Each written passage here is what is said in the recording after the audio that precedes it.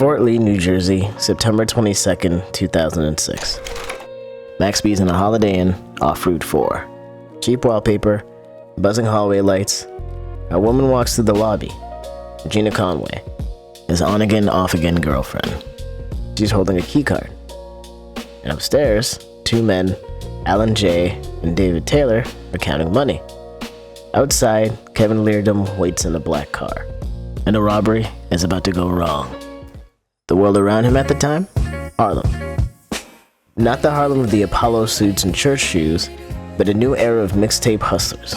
Unit DVDs and bootleg CDs being sold straight off milk crates on 125th. In the middle of it all, Charly Wingate, better known as Max B. And you're moving fast. Maybe too fast. The streets know your voice before they know your face. You're the secret weapon behind Jim Jones's We Fly High wave, penning hooks, and shaping the sound of a crew built on flash and rebellion. By then, you and French Montana are locked in. Trading verses, recording late night in small studios, you're on the brink. A mixtape legend about to go mainstream.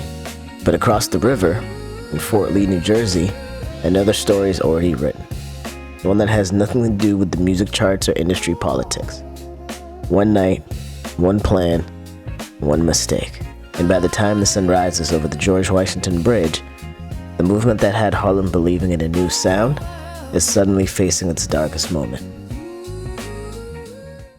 Now, according to court records and Gina Conway's 2009 testimony, the chain of events that would end one man's life and derail another man's career felt like something out of a street fable that should have never left the conversation phase.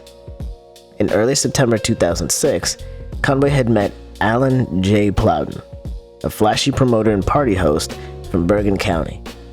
Plowden liked to show off. Designer clothes, nice cars, talk of connections. To Conway, he looked like easy money. He bragged about cash he kept close, a few $1,000s tucked away in a Fort Lee Holiday Inn suite, so Conway started seeing him casually. A few nights out, dinner, phone calls.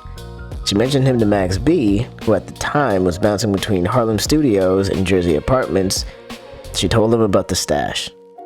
Max allegedly told her, set it up. Not a detailed blueprint, not a long plan, just a suggestion that they could make something quick out of it. So Conway called Kevin Leardom, a man she'd known from the Bronx, someone who could handle business. He was to be the muscle. Come in, make it quick, no blood, no mess. The kind of plan people tell themselves will go right, even when history says it never does. By 9 p.m. on September 22nd, 2006, Conway was at the Holiday Inn, Fort Lee, in the suite with Plowden and his friend David Taylor, a 25-year-old who was visiting from Brooklyn. There was alcohol, small talk, and background music. She played her role, friendly, relaxed, non-threatening. Then at around 11 p.m., Conway excused herself to grab something out of the car. She slipped out, hotel key card in her purse, and met Leardom and another man waiting nearby. According to testimony, she handed them the key card and gave the signal. Minutes later, the two men walked through the hotel hallway and used the key card to enter the suite. Inside, it went bad instantly. A struggle broke out, gunfire, and when it was over, Plowden, who they went to rob, his friend David ends up getting shot. So now Plowden's friend is on the floor unaliving. Plowden bolted immediately, half-dressed, panicked, banging on doors down the hall for help. Guests called 911 and police arrived within minutes. From there, detective traced the threads very fast. Phone calls between Conway and Max B, Leardom's car spotted near the scene, hotel surveillance showing movements that matched Conway's timeline. By January 2007, Max B, Gina Conway, and Kevin Leardom were all indicted on charges of felony murder, kidnapping, armed robbery, and conspiracy. The plan that was supposed to be a quick score had turned into a murder case, and the start of one of hip-hop's most infamous downfalls. So we jumped to 2009, and we're in the courtroom. State of New Jersey versus Charly, Max B, Wingate. 3 years after the night in Fort Lee, the courtroom in Hackensack fills with reporters and hip-hop fans, hoping the charges will somehow fall apart. But the state's case is airtight, and the mood inside is heavy. Max B, now 31, walks in wearing a beige suit, hair tied back, calm but visibly distant. The prosecution builds the story piece by piece. Surveillance footage, call logs, testimony, text messages, the timeline of movements between Harlem and Fort Lee, and the centerpiece of their case is Gina Conway. When she takes the stand, the room shifts. Once Max B's girlfriend and closest confidant, she's now the state's key witness. And Conway flips completely, laying out every step of the plan. How Max B allegedly suggested the robbery, how she called Leardom, how the key card switched hands, how Max B expected to get a cut once it was all done. Her testimony is clinical, emotionless, and has all the kinds of details that seal a case. At one point, she looks directly at Max and she recounts the night. He stares straight ahead, unmoving. From there, the defense pushes back. They call Conway unreliable, a deal seeker, willing to say anything for leniency. They argue that Max wasn't even at the hotel that night. But the jury's reading the phone records, hearing Conway's voice, seeing the map of the calls and texts laid out minute by minute. It's a losing battle. So after a month of legal trial, on June 9th, 2009, the jury comes back with a verdict: guilty, on charges of felony murder, kidnapping, armed robbery, and conspiracy. When the judge reads the sentence, 75 years in state prison, you can feel the air leave the room. Leardom gets life, eligible for parole after 30 years. Conway, for her cooperation, gets 18 years under a plea deal. Outside the courthouse, cameras flash as reporters call it the end of the wave. The buzz in Harlem fades to rumor. The mixtape stopped, and a movement that was just getting started goes quiet behind concrete walls. But there's a legal twist. After the 2009 conviction, the case doesn't go quiet. It shifts into the long, grinding machinery of post-trial law. Max's team starts filing motions and appeals, arguing everything from improper testimony to procedural errors. In 2012, New Jersey's appellate division reviews the case.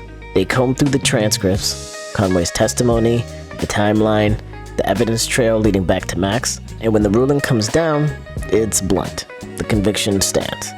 No relief, no new trial, the 75-year sentence holds firm. For most people, that would have been the end. But Max's camp never stops pushing. Lawyers shuffle in and out, supporters keep the pressure alive online, and his music keeps circulating. A reminder that he's still culturally present, even though he's physically locked away. Then 2016 hits with a plot twist no one saw coming. Behind the scenes, his legal team works a new angle: negotiations with prosecutors. So their argument was Max didn't pull the trigger. Now the felony murder statute is apparently pretty broad, but his involvement, while criminal, they argued shouldn't mean life, again because he didn't pull the trigger. After months of back and forth, Max eventually agrees to a plea deal: aggravated manslaughter. It's a dramatically lower charge, and with it, a new sentence of only 20 years, which is great coming from 75 years. Suddenly, the math changes. Time served since 2009 counts, also credits for good behavior count. In a year that's still distant at the time, 2025, becomes realistic. Still, this is prison bureaucracy we're talking about. Nothing moves fast, but through the slow crawl of paperwork, his name refuses to fade. Mixtape kids, New York rap fans, and entire waves of artists keep evoking him, calling him a pioneer, shouting "Free Max B," using his cadence, lifting his slang. The courts move slowly, but the culture moves fast. And somewhere in all that tension, the countdown quietly begins. In 2011, Vigilante Season drops, a full Max B album recorded before the trial, finally released to the world. Fans dissect every bar like scripture. Bloggers treat it like an artifact smuggled out of a lost era. His ad-libs, his drawn-out melodies, his gravel-slicked hooks. Then comes the Coke Wave era. Their tapes spread across the internet and into every New York car stereo. In 2016, Kanye West gives him another massive re-up when he features him on The Life of Pablo on the interlude Silver Surfer, a voicemail from Max recorded inside the prison. There's no beat, just Max's voice. And even newer artists, from A$AP Mob to Wiz Khalifa, to wave-inspired underground acts, they start treating Max like a patron saint of effortless cool. Then came the release. Pause. November 9th, 2025. Nearly 19 years after that holiday in hallway, the moment people said would never come finally arrives. After years of hearings, delays, transfers, and petitions, a correctional officer walks Max B to the gate. Complex, Rolling Stone, Pitchfork, Stereo Gum, they all drop the same headline. Max B released from prison, yo, let's get it. Everybody goes wild. Blogs start posting their Max B explained stories and everything like that. It feels less like a comeback and more like a continuation. A story picking up exactly where it paused. Let me know what you think about the story down below. Thank you for watching. I appreciate it. And we'll catch you on the next one. Peace.